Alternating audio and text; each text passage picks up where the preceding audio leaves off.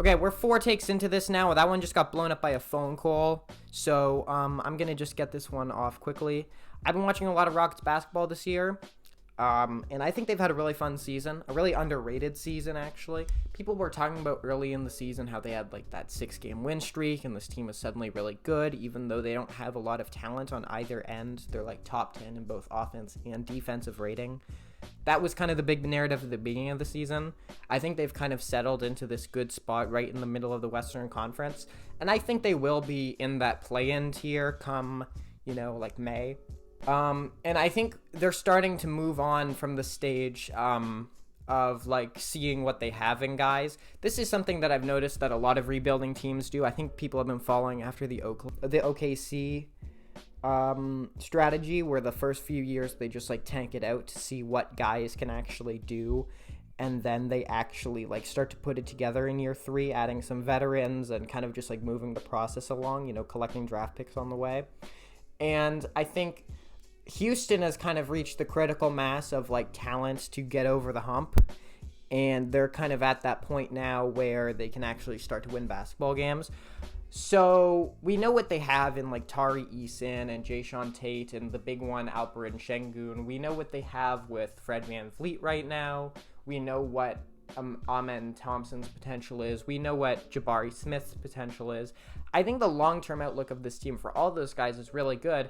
And there's one name I left off that list, and that's Jalen Green. And Jalen Green's a weird case to me because, like, I think we've seen Rusty Buckets just made a really good video about this that I'm sure anyone who might be watching this has probably seen. The video where he talked about, like, the death of the power forward and the future death of the shooting guard. And I think we're starting to see that in real time with players like Jalen Green. Because he's not an elite playmaker. He's not an elite catch-and-shoot three-point shooter. He's not an elite defender. He's got, like, theoretical, like, crazy high off the dribble isolation scoring upside, but he doesn't like possess a lot of versatility yet, and so his value is kind of mitigated because of that. And I think this is kind of a problem because Jalen Green was supposed to be the guy, but to me, if they can build like a less heliocentric and more like free-flowing offense through Şengün and all these versatile wings that they're starting to collect, and then they have like Amen Thompson at the point in the future, I think that is like a better long-term outlook. And I'm not really sure how a score first, pass later shooting guard like Jalen Green kind of fits into that. Obviously, he's still young, so like the defense and the playmaking can like improve. And like there's a reason that we get so excited whenever we see like 6 or 7 assists on the stat sheet for him, because like it's so like critical that he gets to that point where he can be like a distributor, because it's going to open up scoring opportunities for him and everyone else. But like I think if we're being for real for a second, I think realistically the outlook for him is not super great.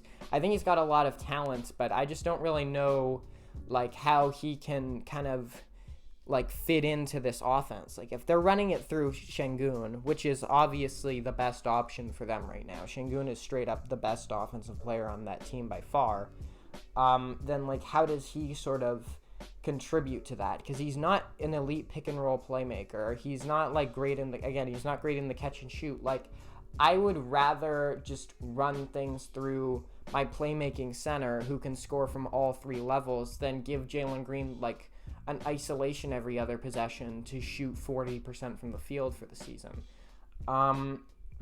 And maybe I just have to kind of like get a better feel of like how he fits in with Alpi, but I just don't buy that he's going to reach his ceiling just because I think the NBA is kind of moving on from players like him.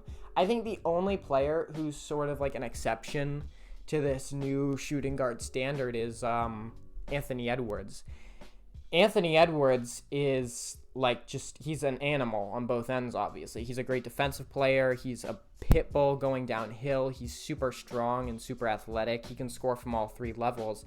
And he can create plays for others a little bit. He's also just got like the gumption and like the body language of a player who can like lead you. And I feel like Jalen Green kind of has none of those things.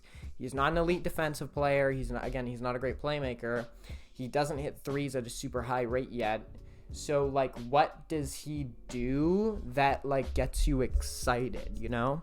Very good basketball player, but I just don't think his game is built for the NBA anymore. So, like, I don't know. I just wanted to talk about the Rockets. I just wanted to talk about, like, this thing I've been thinking about with Jalen Green. I think the long-term outlook of this team, I think they will probably try and make it work for too long, and I think in all likelihood they'll probably be gimped of some opportunity to win some games just because Jalen Green shoots them out of them. But I think this team is still going to be really good, and they're really fun.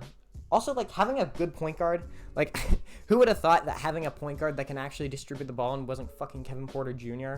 would, like, completely turn the ship around. Like, Fred VanVleet has been so good for them. Aaron Holiday giving them good backup minutes has been so crucial. So, yeah, the Rockets are great, but, I don't know, trade Jalen Green to, like, the Orlando Magic.